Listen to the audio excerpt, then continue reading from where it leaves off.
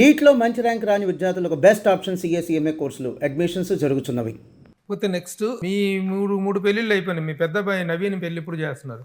మీరైతే 3 పెళ్ళిళ్ళు చేసుకున్నారు. నవీన్కి ఎప్పుడు చేస్తారు పెళ్ళి? అసలు ఈ తరం వాళ్ళు నా క్వశ్చన్ అడిగితే స్టాప్ బ్లాక్లో భయం అవుతారు. అదే చెప్తున్నా కదా, ఇప్పుడు వాళ్ళు నిన్ను చూసా కదా, మళ్ళీ మమ్మల్ని కూడా అనుభవించమంటావు అనే పరిస్థితిలో ఉన్నారు. నేను నవీన్కి ఒకటే చెప్తాను. నేను ఇవాళ అదే చెప్తున్నాను ప్రభు. ఇప్పుడు నేను పెద్దవాళ్ళు అడ్వైస్ తీసుకుని నాకు కావాల్సింది చేసేవాడిని. ఇప్పుడు అడ్వైజులు తీసుకునే వాళ్ళు ఎవరు లేరు పిల్లలు. వాళ్ళ బట్టి మనం వెళ్ళాలి. నవీన్కి నేను కోరేది ఏంటంటే, ఇవాళ అతను హీరో నుంచి నేను డైరెక్టర్ కావాలనుకున్నాడు. సాయిధరం తేజ్ లాంటి మంచి ఫ్రెండ్స్ ఉన్నారు. మంచి షార్ట్ ఫిల్మ్ తీశాడు, 6 అవార్డ్స్ వచ్చాయి ఇంటర్నేషనల్. రేపు నెక్స్ట్ పెద్ద ప్రాజెక్ట్ చేయాలనుకుంటున్నాడు.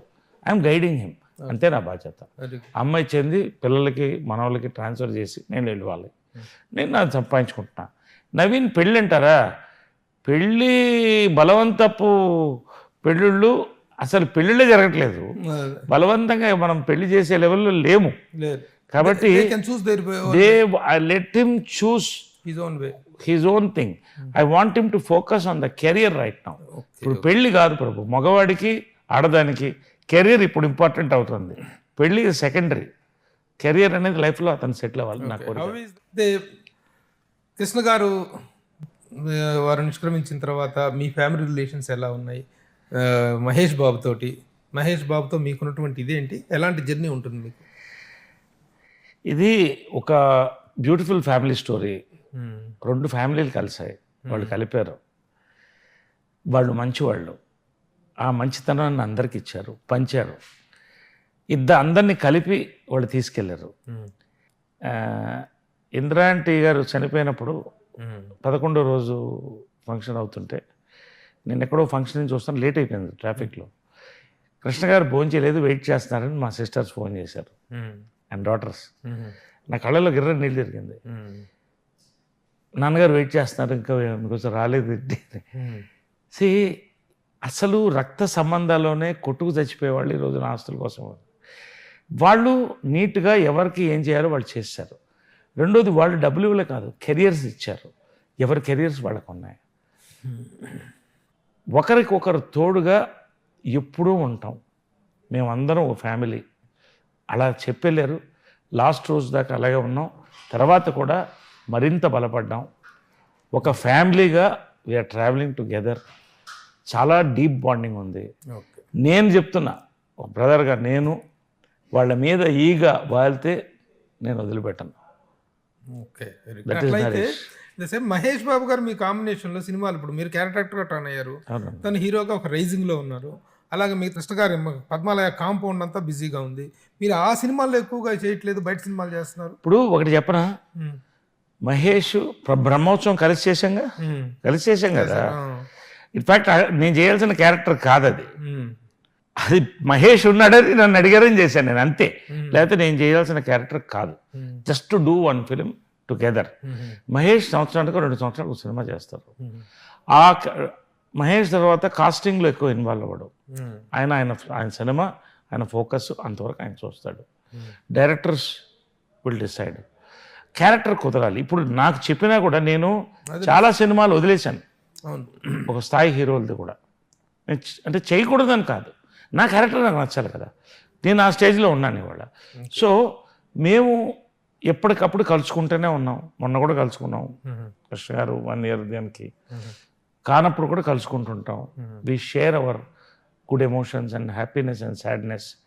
సో ఆ బాండింగ్ ఎప్పుడు ఉంటుంది, దట్ ఈస్ ఇంపార్టెంట్. కానీ ఇవాళ అన్ని సినిమాల్లో నేను చేసే పరిస్థితి కూడా నేను లేను కదా. విశ్వనాథ నాయకుడు సినిమా, కృష్ణ గారి ఫస్ట్ సినిమా, నేను అసిస్టెంట్ డైరెక్టర్.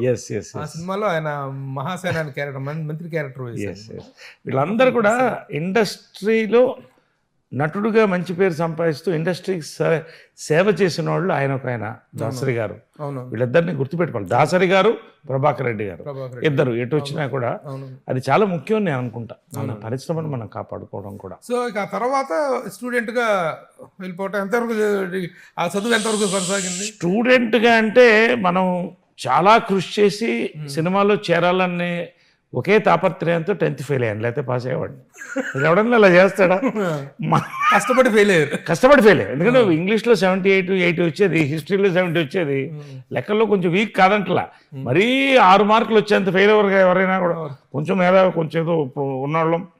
కాబట్టి ఎక్కడ నేను 10th పాస్ అయితే నన్ను డాక్టర్ చేస్తారో అని జాగ్రత్తగా పేపర్లో బ్లాంకులు పెట్టి ఫెయిల్ అయ్యి వచ్చినా నటుండే గందర. అంటే ఫెయిల్ అయ్యి ఫస్ట్ టైం ఫెయిల్ అయితే మదర్ అమెరికాలో ఉంది, రాగానే అందరు పిల్లలు పాస్ పాస్ అంటాను, నేను ఒక్కడే అదే ఎక్స్ప్రెషన్.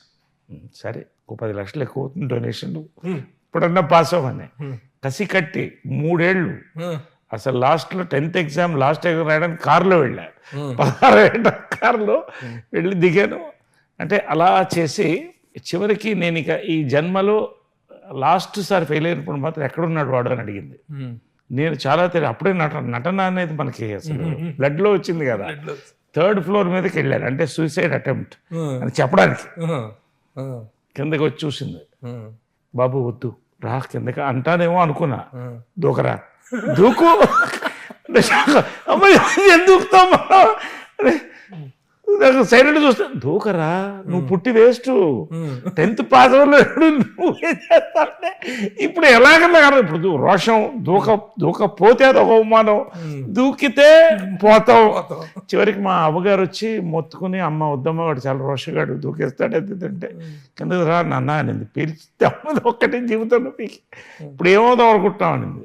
హీరో అవుదాం అనుకుంటున్నాను. అసలు నీ ఫేస్కి ఎవడన్నా హీరో ఇస్తాడా నీకు? ఆలోచించుడు, నీకు మీసాలే రాలేదు ఇంకా, నీకు నువ్వు బాగుపడవు అని. అప్పుడు సరే ఏదో కానీ అని డాన్స్ నేర్పించడం మొదలెట్టింది. డాన్స్ తర్వాత కొంత వర్పసారి వచ్చి యాక్టింగ్ స్కూల్స్ లేవు అప్పుడు.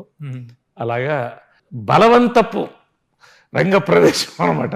మరి ఇంట్రెస్ట్ ఉన్నప్పుడు దానికైనా ఇంట్రెస్ట్కి వెళ్ళాలి కదా మీరు. అది డాన్స్కి. డాన్స్కి ఓకే, నేను పరిశ్రమలోకి బలవంతపు రంగ ప్రవేశం అన్నా. ఎట్లా? అంతే కదా, వద్దని కదా, నేను కావాలని వద్దని. ఓకే. సో అలాగే ఇంకా డిసైడ్ అయ్యి సీతాకోకచిలుక చేయాల్సింది. అప్పట్లో భారతి రాజా గారు కార్తిక్ టమిలియన్ అతను తమిళ ఆర్టిస్ట్, అతను ప్రోత్సహించడంతో చాలా డిప్రెస్ అయితే లవ్ స్టోరీ రైట్స్ కృష్ణ గారు అప్పుడప్పుడు రాజేంద్ర కుమార్కి మాట్లాడి మా నరేష్ చేయాలనుకుంటే లవ్ స్టోరీ సూపర్ హిట్ అవుతాం రాజేంద్ర కుమార్ అబ్బాయి. ఆ రైట్స్ కొని మనం ప్రారంభించడం, జంజాల గారు అను నవతా కృష్ణరాజు గారు రావడం, మాకు అవకాశం అండి, మేము నరేష్ని పరిచయం చేస్తా ఉన్నాం. చూడండి ఎట్లా తిరుగుతుందంటే సినిమా ప్రతి మెతుకు మీద మన పేరు రాసి పెట్టినట్టే ప్రతి ఫ్రేమ్ మీద కూడా మన పేరు రాసి పెట్టి ఉంటుంది. నాలుగు స్తంభాలాట మదర్ అంత పెద్ద డైరెక్టర్ అండి, ఆమె గొప్పతనం ఏంటంటే ఒక బయట డైరెక్టర్ వచ్చి అడిగినప్పుడు నేను ఆపుతానని సినిమా ఆపడం, నాలుగు స్తంభాలాట చేయడం, అదొక ఎక్స్పీరియన్స్ జంజాల గారితో. అలా నా బండికి 2 చక్రాలు జంజాల గారు, విజయనిర్మల గారు, హ్యాండిల్ బార్ కృష్ణ గారు, వీళ్ళు ముగ్గురు. సుమన్ టీవీలో మీ పర్సనల్ అండ్ బిజినెస్ ప్రమోషన్స్ కోసం కింది నెంబర్కి కాంటాక్ట్ చేయండి.